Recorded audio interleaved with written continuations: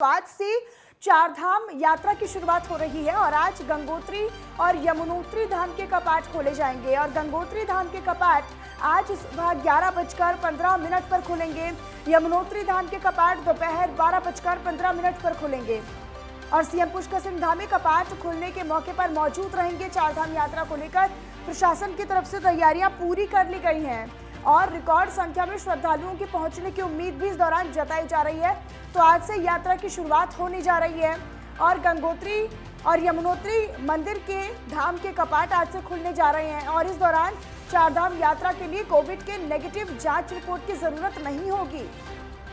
हालांकि बीते दिनों ये काफ़ी अटकलें थी और यही असमंजस थे लोगों के बीच में कि क्या आरटीपीसीआर रिपोर्ट ले जानी ज़रूरी होगी, क्या जो कोविड रिपोर्ट है वो ले जानी ज़रूरी होगी। लेकिन प्रशासन ने इस तरह का फैसला लिया कि जहां पर जो भी श्रद्धालु आ रही हैं, जो भी यात्री पहुंच रहे हैं दर्शन के लिए चार धाम, उनको अपनी आरटीपीसीआर और कोरोना की जो रिपोर्ट है वो लानी ज़रूरी नहीं होगी, ताकि उनकी यात्रा में किसी तरह की कोई अड़चन ना आए, कोई परेशानी ना हो और कोई असुविधा ना हो।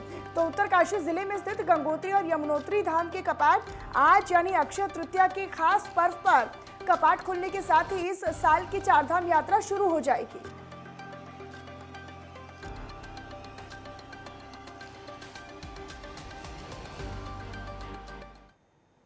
तो आज से गंगोत्री और यमुनोत्री धाम के कपाट खुलने जा रहे हैं। हमारे साथ हमारे संवाददाता ज्ञानेंद्र तिवारी हमारे साथ जुड़े हुए हैं। ज्ञानेंद्र, अभी ताज़ा अपडेट और जानकारी क्या है, क्योंकि अब से कुछ ही देर बाद यहाँ पर धाम खुलेंगे 11:15 पर, फिर 12:15 पर। ऐसे में क्या कुछ ताज़ा अपडेट है, किस तरह की तस्वीरें हैं?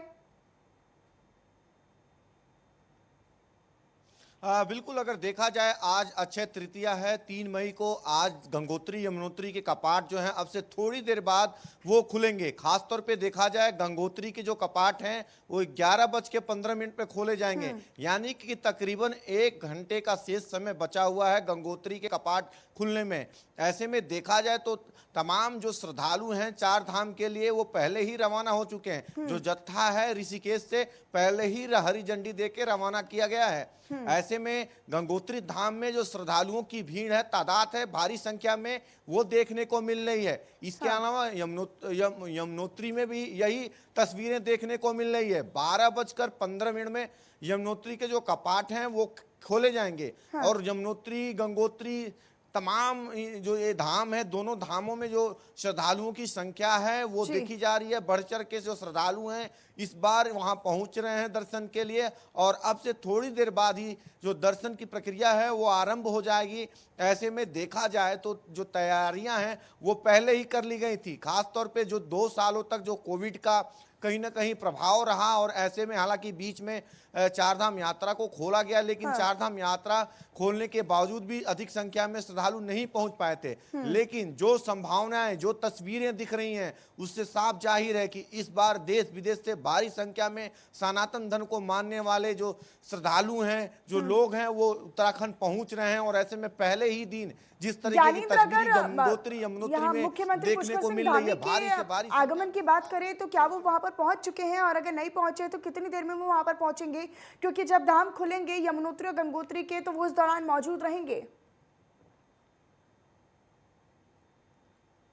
देखिए, देखा जाए तो आज जो गंगोत्री यमुनोत्री के कपाट खुल रहे हैं, सूबे के जो मुखिया हैं पुष्कर सिंह धामी इस कपाट खुलने की अवसर में वहां वो उपस्थित रहेंगे और ऐसे में थोड़ी देर बाद ही उनका वहां पहुंचने का जो कार्यक्रम है वो तय हुआ है।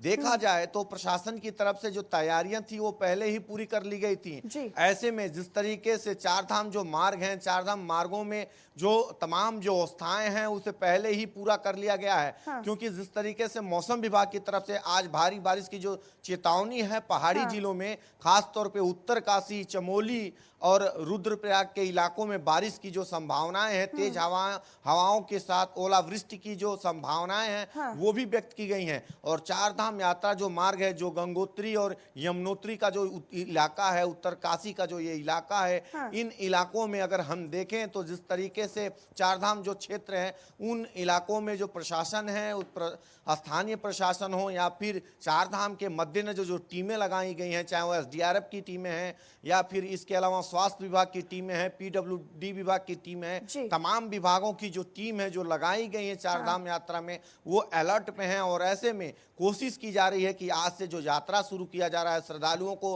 हर तरह से जो है सुविधा मुहैया कराया जाए, किसी भी प्रकार की कोई भी जो समस्या है वो उत्पन्न ना हो पाए। और ऐसे में सभी विभाग अलर्ट पे हैं। और आज उत्तराखंड के लिए ही नहीं, पूरे देश के लिए, पूरे सनातन धर्म के मानने वाले लोगों के लिए बहुत खास दिन है। आज अक्षय तृतीया का दिन है और आज चार धाम यात्रा की शुरुआत हो रही है। और ऐसे में एक मैसेज भी देने का प्रदेश की सरकार काम कर रही है कि जो चार धाम यात्रा है वो सुगम है, व्यवस्थित है। और एक कहीं ना कहीं एक मैसेज दिया जा रहा है कि अधिक से अधिक संख्या में जो श्रद्धालु हैं वो उत्तराखंड पहुंचे और चारों धामों के दर्शन करें। चारधाम की जो यात्रा है वो सुचारू की गई है, क्योंकि कोविड काल में हमने देखा कि हालांकि बीच में खुली भी थी लेकिन फिर वापस उसको बंद करना पड़ा था।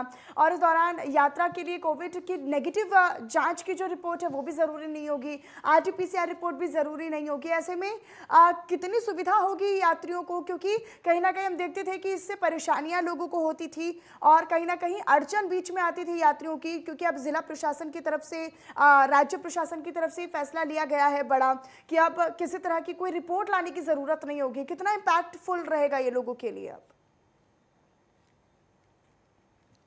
अब देखिए 2 सालों तक जिस तरीके से कोविड का समय रहा और ऐसे में समय जिस तरीके से चारधाम यात्रा को खोला गया था, हमने देखा था देश विदेश से कोने कोने से जो लोग आ रहे थे। और ऐसे में जो असमंजस की स्थिति उनके बीच थी, कोरोना की RT-PCR की जो निगेटिव रिपोर्ट थी वो उनको लेके आनी थी। और ऐसे में तमाम जो प्रोटोकॉल थे उसके अनुसार उनको चारधाम यात्रा के दर्शन कराए जा रहे थे। सीमित संख्या में एक दिन में यात्री जा रहे थे, चाहे वो बद्री केदार हो, यमुनोत्री, गंगोत्री हो, एक संख्या रखा गया था, काफी सीमित संख्या रखा गया था। हालांकि इस बार ये संख्या का निर्धारण किया गया है, लेकिन पिछली बार हमने देखा था काफी कम संख्या था। और ऐसे में लोग जो है काफी दिनों तक इन क्षेत्रों में डटे रहते थे और ऐसे में श्रद्धालुओं को थोड़ी बहुत दिक्कतें जरूर हो रही थी। लेकिन असमंजस की जो स्थिति इस बार भी तकरीबन 2 से 4 दिनों तक देखने को मिली थी कि आखिर इस बार उत्तराखंड के अंदर चार धाम यात्रा में जो श्रद्धालु जाएंगे उनके लिए RT-PCR की निगेटिव रिपोर्ट की अनिवार्यता रहेगी कि नहीं रहेगी। ये जो असमंजस थी लगातार जो सोशल मीडिया पे देखने को मिली थी, यही वजह है कि राज्य की सरकार ने इसे गंभीरता से लिया और एक भ्रामक जो खबरें थी उसको स्पष्ट करते हुए एक मैसेज दिया कि किसी भी प्रकार के RT-PCR की जो जरूरत है वो नहीं होगा। लोगों को केवल उत्तराखंड में रजिस्ट्रेशन जो चारधाम यात्रा के लिए केवल जो एक रजिस्ट्रेशन जो होता है जो बोर्ड की तरफ से वो करानी होगी चारधाम की तरफ से और सीधे आना होगा और सीधे वो यात्रा में जा सकते हैं। और कहीं ना कहीं उसे और सरल और सुविधाजनक यात्रियों के लिए बनाने के लिए वो रजिस्ट्रेशन मौके पर ही हो पाएगा। बिल्कुल ज्ञानेंद्र, और कहीं ना कहीं अब जिस तरीके से लोगों को पहले से रजिस्ट्रेशन करा कर रखना पड़ता था, कहीं ना कहीं उसमें भी सुविधाएं सरकार की तरफ से दी गई हैं। आप मौके पर ही पहुंचकर अगर आप रजिस्ट्रेशन कराना चाहें तो कहीं ना कहीं वो भी होगा और इस तरह की सुविधाएं भी सरकार की प्रशासन की तरफ से यात्रियों को दी गई है। ज्ञानेंद्र, आपका बहुत शुक्रिया, अपनी नजर लगातार बनाकर रखिएगा, आगे भी आपसे जानकारी लेते रहेंगे।